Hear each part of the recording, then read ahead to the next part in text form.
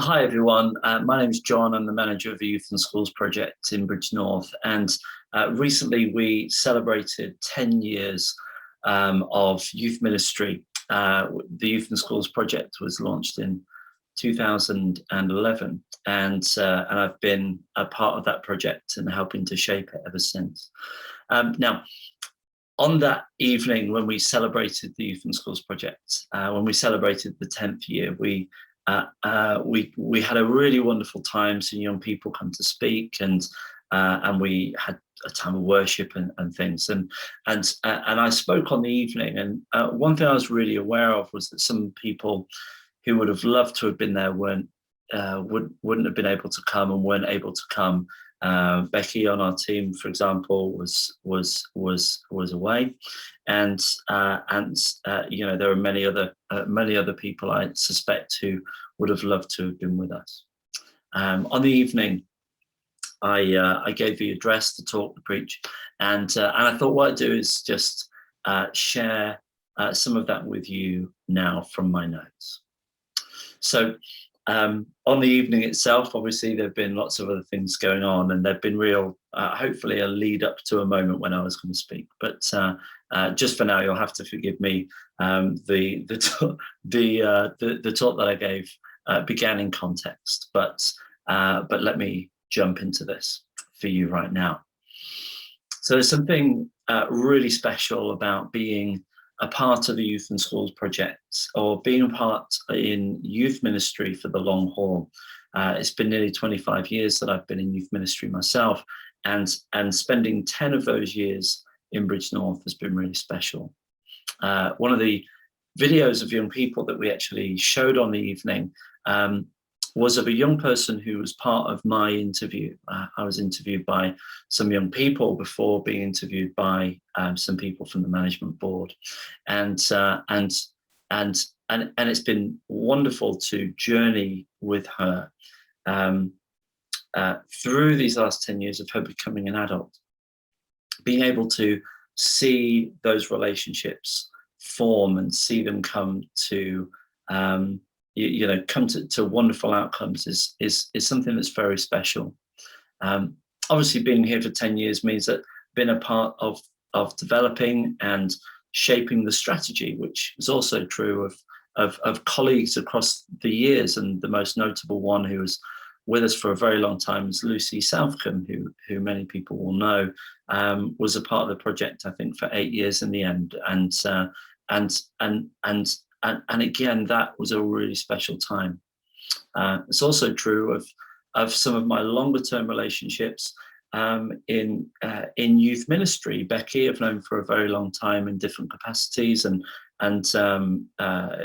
wouldn't claim any great influence over her, but it has been wonderful to know her all this time, and to be aware of her, and to now work with her. And it's these relationships, the investment in relationships, which is most important to me. It's the investment in long-term relationships, which is the whole purpose of the Youth and Schools project, and the reason why I've been in youth ministry for so long. Those relationships drive our activity. And in most cases, our activity only actually exists to support the journeys that young people are on.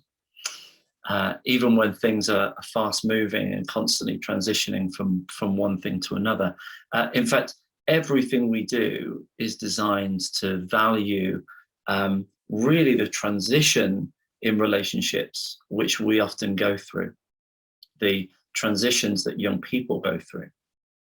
And so if we take a moment to look at the program and what we do in the Youth and Schools project, it's perhaps a little bit easier to see how all of that comes together and what all of that means. So, for example, we start with our Moving Up program, and in that program we focus our efforts on the primary schools and sessions in the bridge for those young people, around sort of 10 years old, young people start to connect with us, and that's in year 6, and that's really the beginning of a transition journey into secondary school. But more than that, and perhaps on a deeper level, it's not just the transition to secondary school, it's also a really important development stage in young people's lives, where they often sense a loss of one thing, and see something new on the horizon, which is exciting, that points to something bigger in their future life. The next program that's perhaps of note is our mentoring support program. There's often a challenge that we are working with the young people on, maybe a hiccup or something that's going wrong, which needs a mentor to help them transition back onto the path that's going to help them be successful. Again, there's something new on the horizon that the young person is seeing and maybe transitioning towards.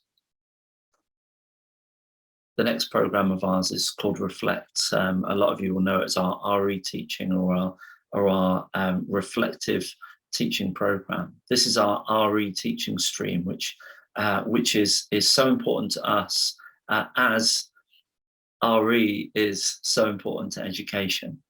It's perfectly positioned to capture the imagination of teenagers as they transition into a greater awareness of the world around them, the new horizons in front of them. And it's wonderful to be able to serve education in that way, because we get to be a part of that and see it, and that's thrilling for us, because it's a wonderful environment for those kind of explorations of the spiritual, of the sociological, even the ethical and all of that. That's exciting stuff. The next program that we have is the Bridge.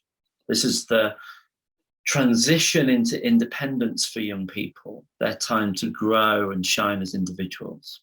Now, we say that this is a time where we help young people become secure, successful, proactive, and independent. And this is often where young people start to realize that the horizon that they've been seeing in the future is something that they can grab. It's an exciting time. It's often extremely dynamic. Our last program then, the 5th program, is the transition for those who choose it into the journey of faith. We call this Stir, the next great awakening. And that tends to happen when we transition as people into a greater awareness of the world around us, of the importance of the spiritual, and how that makes a difference in our relationships. It's the next big landmark, the next horizon, the big beyond. In practical terms, everything we do helps young people to move forward.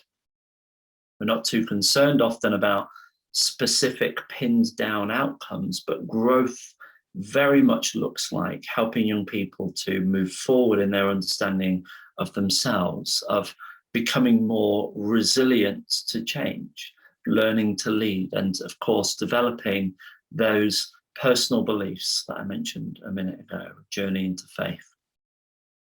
This is how we measure what we're doing, and we do all we can to enjoy that journey with young people, investing in the relationships that I started talking about at the beginning. It's the investment in those long-term relationships that is so thrilling for us who work with young people.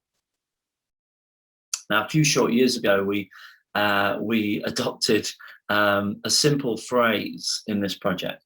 It's a definition of spiritual development, which we love and which we stole from another project. And it goes like this: we believe spiritual development is all about reflecting and valuing experiences of awe and wonder, of joy and sorrow, relationships with others, the natural world, and the big beyond. For me, standard youth work provision, which is not all that common at the moment, certainly not as common as it was as I was starting in youth ministry years ago, but standard youth provision was never going to kind of scratch the itch for me. And I don't think scratches the itch that young people have in its entirety. As amazing as standard youth work provision is, I think that for us as Christians, we have a unique opportunity to to guide young people through a world which is also spiritual. For BYSP, we pride ourselves in managing the dry bar trust. That's very much a central part of what we are. And the dry bar trust is a secular, open access provision. And through the work of the bridge, we see so many wonderful things happen with young people. But as you will understand through hearing testimonies of your young people, that the young people that come to us and that we know, they're looking for far deeper than just the practical. For some, they look to culture around them, the things that they're going through in their lives, and that's enough and that's fine. But our belief is that the answer to life's biggest questions can be found in Jesus, which is why the Youth and Schools Project will always love education and serve in it. Will always be committed to high quality local youth work through the bridge, but we'll also always be committed to the pursuit of faith solutions for a generation in desperate need of anchor points that don't shift and won't let them down. As I come to a close here, let me tell you a little story. It's about a young person that was sent to us through the early help system. It was a young person that I was mentoring and offering some support to through the summer months this last year. And we met first on the telephone, and unfortunately I found that this student was being asked to leave school. The relationship wasn't working, and so he had to go, and he was excluded. For the first few weeks we met on the telephone, and then we tried to meet in person, and that didn't really work. And then there was an opportunity to go to the home, and that didn't work either. This wasn't a successful relationship for either of us, the student or me. What it came down to in the end, the key, was that we ended up giving this student a little job. It was a 3-4 week placement, doing some work, and we paid him for it. And we tried to really show him his value and leave him with something he could take away that was going to be of worth to him, a reference and some skills. And this is what I love about the Youth and Schools Project. You see, we're always trying to find new angles and new ways to make a difference. Sometimes this does mean that we come across a little chaotic, and sometimes it means that we make decisions about how to work with young people that are a little unconventional. But making a difference in the lives of young people isn't a singular cookie cutter thing, and it certainly isn't easy. It requires creativity, the ability to successfully change plans at the last minute. It takes a great deal of tenacity, investment of time and money, good people who will stand with us, a lot of discernment, and we don't always get it right. In fact, if we get it wrong, it's generally my fault. But it's a long-term investment that takes a long-term approach often. I really want to thank everyone who came to the service, and this was the point in the service when I thanked the people who sat in front of me. But if you're watching this, I want to extend my thanks to you as well.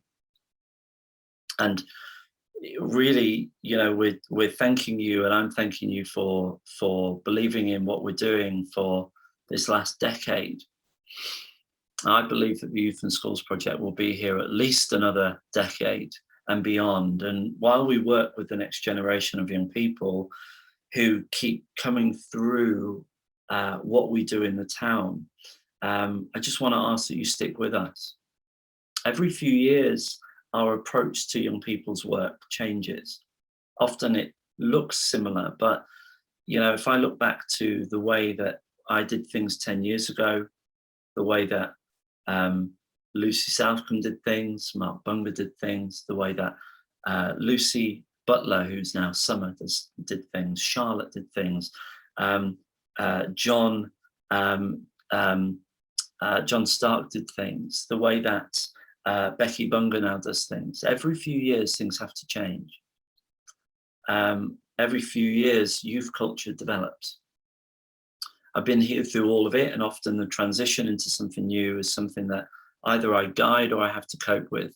But that is the role, that's the job. And as I've already said, our aim is to be here for the long haul, which means constantly having to shift and grow and work and move things.